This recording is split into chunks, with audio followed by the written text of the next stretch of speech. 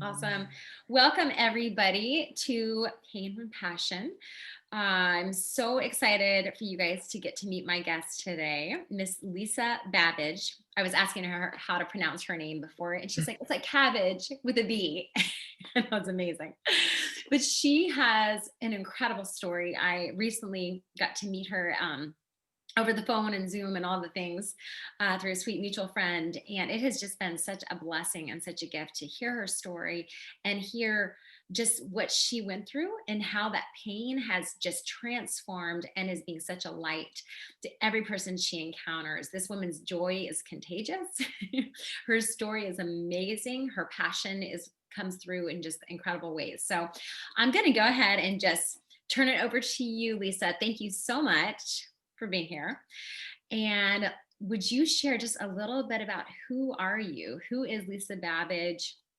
Let's start there. Thanks, Maria. I'm just so happy to be here because honestly, these kinds of stories cannot be told enough. And I'm just really appreciative for the platform. But who am I? That's the age-old question. We're always trying to find our own self. That was one of the phrases that I always looked to as a child, to thine own self be true. But the question is, who are we? And over the last 50 years, I've really reflected on that quite a bit. And I have to go back to the very beginning. And for it to be January, what a perfect time to look back and kind of reset ourselves. So basically, I am the oxymoron of every conversation.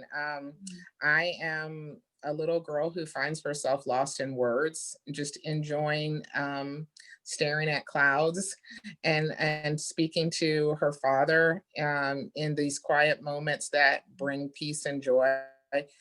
I'm just one of these new girls that can immediately assimilate into any situation. And, part of that is because in childhood, we moved every year, if not twice a year. So I'm a chameleon of sorts in that I find a niche where I can fit and I jump right in it. But in so many ways, I'm just an extroverted introvert that is recouping and recovering from the past and taking it into the future. I mean, there's just so many ways that I can kind of describe, but that little girl who loves to stare at the clouds and write, that's really who I am at the core. Awesome. Well, I was just blown away with so many facets to your story, and I don't know which part you want to share or go into, but there were so many parts that I was just going, oh my goodness, the world needs to hear this. So I would love for you to just share maybe some of your pain points and what has turned into that has created that space for the passion. So let's dig into your story, the place where it dug deep into pain. Well, I mean, the honest to goodness point of this story is where I was in fifth grade. So I grew up in Atlanta, but I wasn't born here. My parents divorced when I was about 4 years old. Eventually, we came back to Georgia, which is where my mother was from. And my mother grew up in a government housing project. So when we came back to Georgia, that's where we came. That's where my grandmother still lived. And as you might imagine, it was 100% African American in that community. And my brother and I stood out for numerous reasons, but the most obvious ones is that we were not 100% African American. So we lived in a 100% African American community, but we were not accepted into that community because my father is white. And so leaving that hippie lifestyle that we lived out west and coming to the inner city of Atlanta to an urban oasis that was also a jungle was that pivotal moment of who am I and how do I fit into the grand scheme of things. And that's when I realized that writing was my life vest in life. It was not only my way of connecting to myself, but my way of connecting to God. But I also realized that I don't fit into the mold that people have for me. So the point of pain, which can come across as childhood trauma, childhood sexual abuse, it could come across as poverty, It could come across as racism, which we experienced on both sides, my brother and I. It can come across even later in life. I had many health challenges that began when I was just a wee girl and continued and spiraled out of control, Mhm. including cancer and brain tumor and all sorts of things. Yeah. But really, the point of pain was self doubt.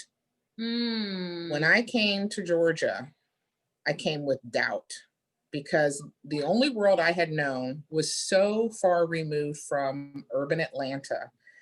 It was as if I left Mars and went to Venus and I didn't speak the language.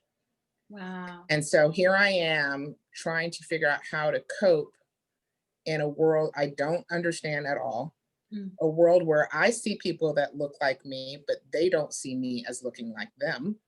And Mm. therefore, I'm not accepted. Mhm. And self-doubt became the backstory of my life in that moment, and that's really where all the pain kind of spiraled out of control. You know, Wow. people who experience trauma Mhm. have a way of working through it and getting over it, provided they are accepted as the beloved Yeah. after the trauma takes place. And that Mm. facilitates the healing process. But when you're constantly doubting your own identity, Yeah. you're never healed from the traumas that you experience. They are just compounded. Mm. So that self doubt, that literally the nagging of you don't fit in, who are you? You have no identity. You don't belong in this group nor this group. That kind of chatterbox Yeah. really was the driving force behind what could have been my self destruction. Mm. And everything else is filler Yeah. compared to that. Mm. Now, do you know when I got that revelation? I mean, it was this year. It was this year Wow. when I got the fullness of that revelation. I've been working on myself for as long as I can remember. Yeah. But until you have the clarity to know where this all started from, Yeah. you don't have the complete wholeness. So you might be operating at 95, 99 for a long time, but until you have the full revelation Yeah. of how the enemy tried to creep in and take you out, Mm. it's hard to really steer that ship. I mean, Yes. for lack of better words. So I realized just this year that I chose self-doubt over Mm. identity. Mm. I chose self-doubt over being a child of God. I chose Mm. self-doubt over being talented in any way, shape, or form. Yeah. And So you have instead of writing being my catalyst, it was my escape because I was always battling with self-doubt mm. And you have and the so much to insecurity that say. comes with that. Right. Oh my goodness. I look at you through our conversations. I'm like, this woman is so gifted, has so many God-given seeds of gift, and at the same time, and also things that you worked on as well. Um, Tell us a little bit, because as a woman who has survived homelessness, cancer, abuse, I mean, the list goes on. One Yeah, of those would be enough. And you have literally walked in all those. You've lived out of your car. You have had this tumor that you were supposed to die from, basically. All of right. these incredible. One of the things I am going to do, you guys, I'm going to link. She has her testimony of what happened with cancer. Incredible story. I mean, we could literally take each one of these and talk for an hour, because Yeah. there's so many compartments of this. But I want to give you guys just the snapshot of that, because I don't know where you guys are today. I don't know who's listening to this, who is in a space of hopelessness, of self-doubt. And so I would like us to dig into that just a little bit. When you speak of self-doubt, Yeah. how does that manifest? But then also, how did you kind of come into agreement with that? And Mhm. then let's get into the process of coming out of that. So would Right. you share a little bit about that? How did what did that look like? If I start from that point of where this all kind of came to a head, again, fifth grade, I remember, I want to give this setup. So I remember we were taking our standardized tests, and I had been absent Mhm. when one of the test sessions was taking place. And so back then, everyone just did it all together in the cafeteria. And so because I had been absent, I was taking it in the classroom with my teacher one-on-one, nothing that would be allowed in today's society. Yeah. And so after every set of questions, my teacher smirked. And in my mind, I'm saying, you failed. You failed those 5 questions. And that's why she's Mm. smirking. She's laughing at you. Now, this teacher was the teacher of a lifetime, a dream teacher. But because I had so much self-doubt, everything was taken in a negative perception. Mm. So when she smirked, I thought she was laughing at me. If she grimaced, it had something to do with my performance. It was Mm. all about people pleasing and performance based. And eventually, I mean, I was just shaking in fear, partway through the test. And she said, "How do you think you did on that last section?" And I thought, oh my God, she's talking to me during the test. We're going to get in trouble. It's just the Yeah. panic of everything. You're under the microscope. Mm. And I said, I don't know, maybe I got one correct.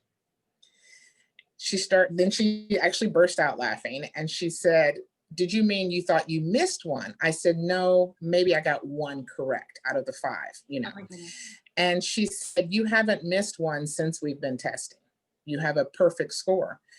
And I said, okay, it never registered that the self affirmation, the Mm. praise was never there because I was always inferior in my own mind. And so that played out in everything. Yeah, that played out in everything that I did. If I won, I had to win. There Yeah. was no second place. Yeah. And even if I did, I might assume that they cheated in my favor or that, the only reason I ran was because, or only reason I won was because of these circumstances. It won't be repeated. It was a fluke. I never gave myself credit for the positive things because deep down, I did not believe them.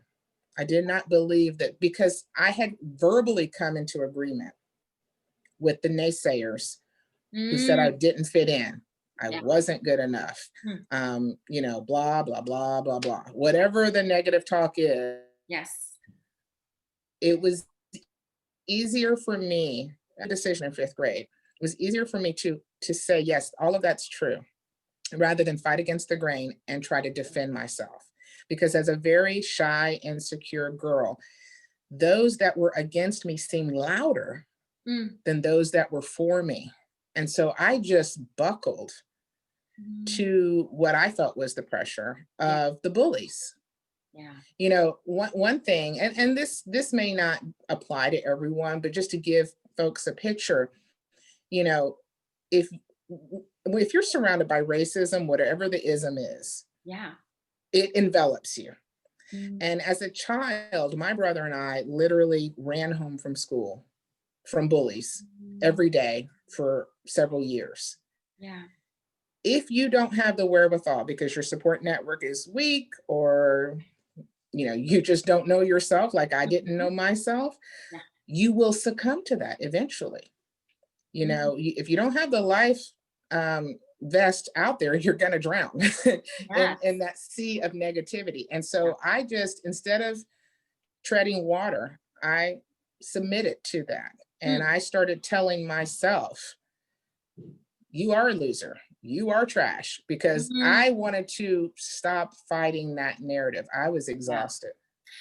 And so that's how I came to believe Mm. that I was inferior. Talk to me a little bit about, because one of the things that I noticed in our conversation, you've shared these sort of where there was a victim mentality, right? Yeah. Because of not knowing your worth, right? Yeah. You have anything but a victim mentality now. I'm like, I'm like, respect.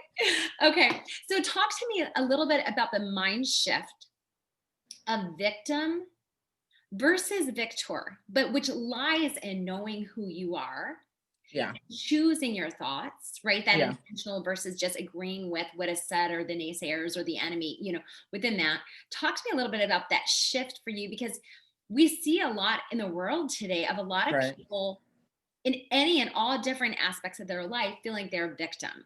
Right. You have a lot of reasons of why you could say, yeah, I was a victim. Hmm. But I have never heard that come through in our conversation where you're like, I chose being a victim. Was more kind of the mentality of like, no, like I agreed with this. Now, maybe there was some surrounding stuff that impacted that, obviously not having support, but you at this point in your life, there has been such a massive shift. Tell us a little bit about that because that obviously comes here and from here. Right, And so right. tell us a little bit about that. So I mean, knowing God intimately is Yeah. the game changer. Mm, But I think what, even before I knew God, because I went to Catholic school, we were mhm, always in church. I didn't really have the relationship, the healthy relationship with the Lord. mhm. But knowing God changes that. Getting to the end of yourself and knowing God, that changes everything. Yeah. But before I got to that point, I literally just started looking around Mm, because there are influences that may not be a part of our life but that can still influence us. So for example, I saw a two family household on television, mhm, and the kids were getting help with their homework, and they were mhm. eating together, they were having a family meal, they were going on outings together, and I thought, perhaps this is normal.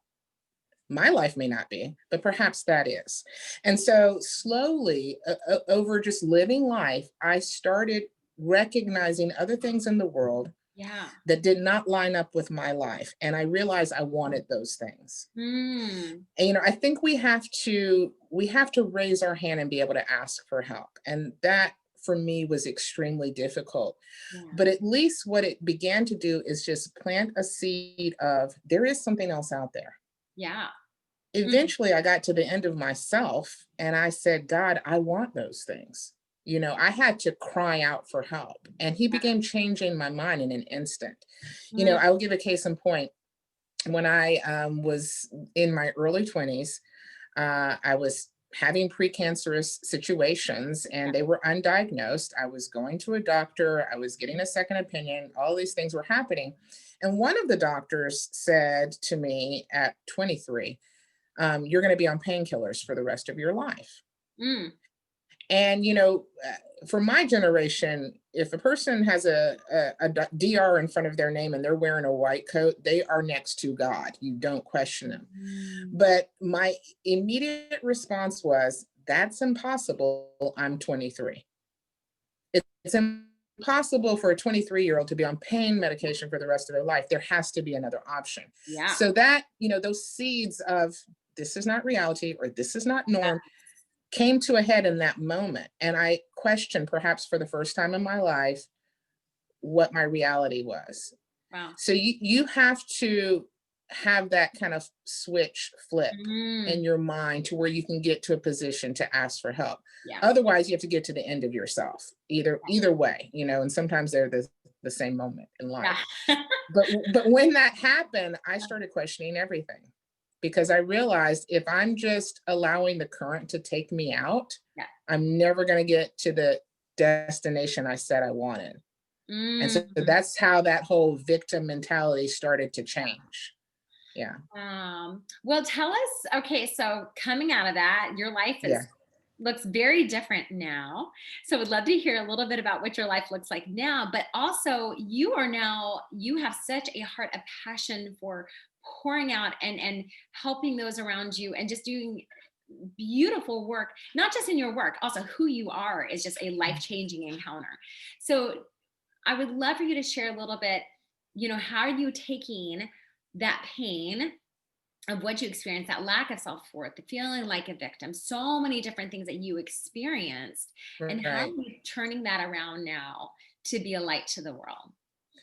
What broke my heart when I finally realized how much time was spent to a victim mentality. Mm, I told God, I don't want anyone else to spend as much time going around that mountain as I did. I mean, it broke my heart to think about, and for a long time I grieved, stolen childhood, mm, wasted time, all of those things. And you can get caught up in that pretty easy, which I probably did for a while. yeah. But I really just made a decision that I didn't want anyone else to go through that. And so Mhm.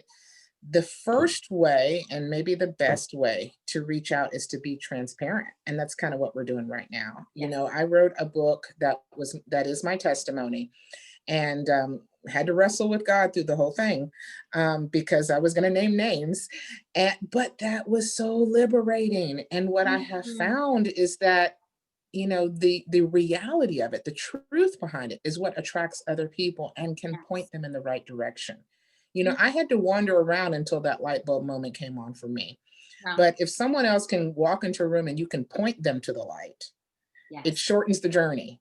And Mm, so that's really what I try to do in every aspect of my life. And obviously, I have a heart for women because I'm a woman and I went through XYZ experiences that impact us in a certain way. yeah. But honestly, anybody, I've been floored by how many men can relate to my story Yes. because human suffering is human suffering. Amen, sister. Mm-hmm. And if you can point someone to a shorter solution, a quicker, faster, better, do it. And my grandfather, who as an Episcopal priest, said he's a big time reader, and his entire home is filled with biographies. And I that never made any sense to me when I was a young person.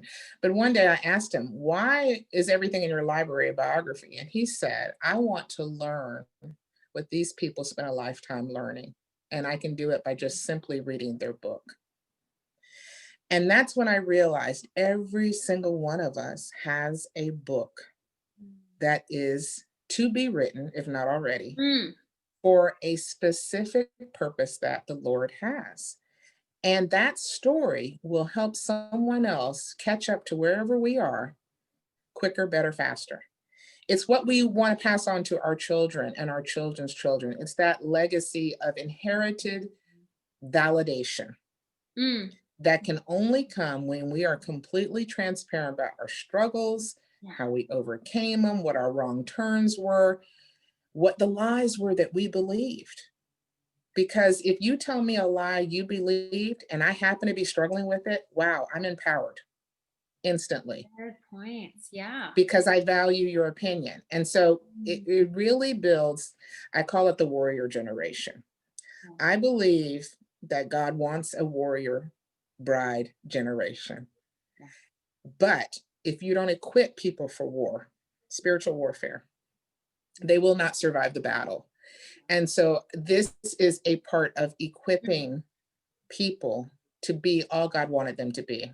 I I will never forget that girl. And I literally just read about this the other day. yeah. I was sitting on the sidewalk when I made the decision to choose the path of least resistance. Mm, And I can't go back in time and change that decision. It yeah. took me, 40 years to get Sure. right.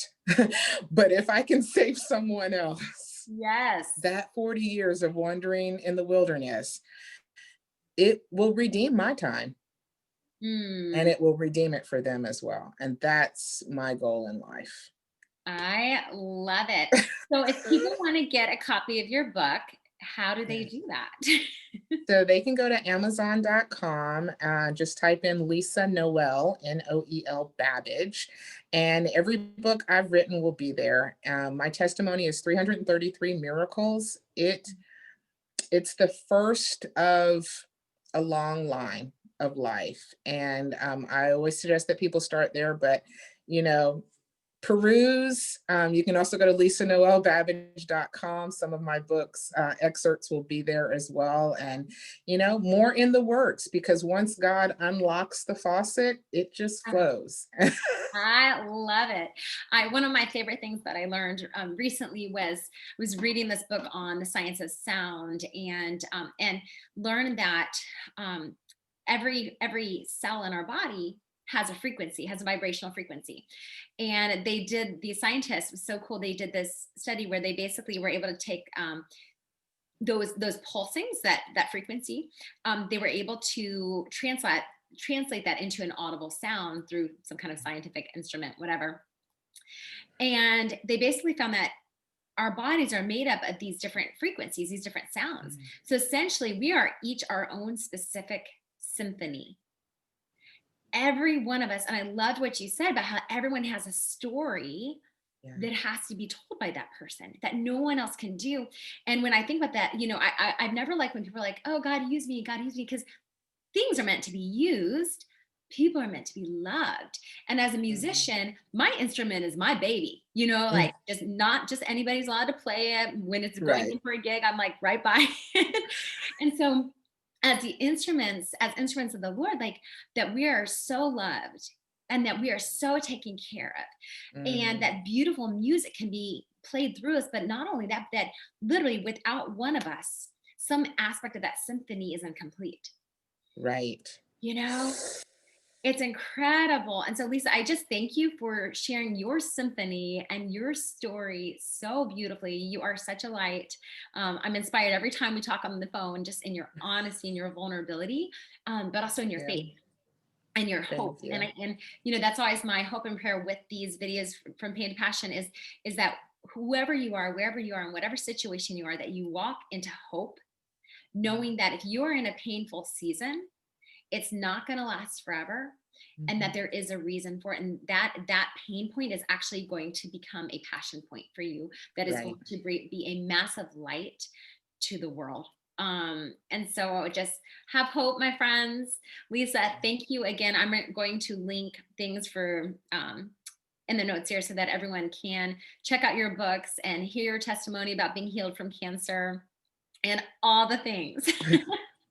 Thank you, Maria. Oh my gosh, my pleasure. Well, thank you so much. You guys have a great day. Come follow us on social media from Pain to Passion, and y'all have a great week.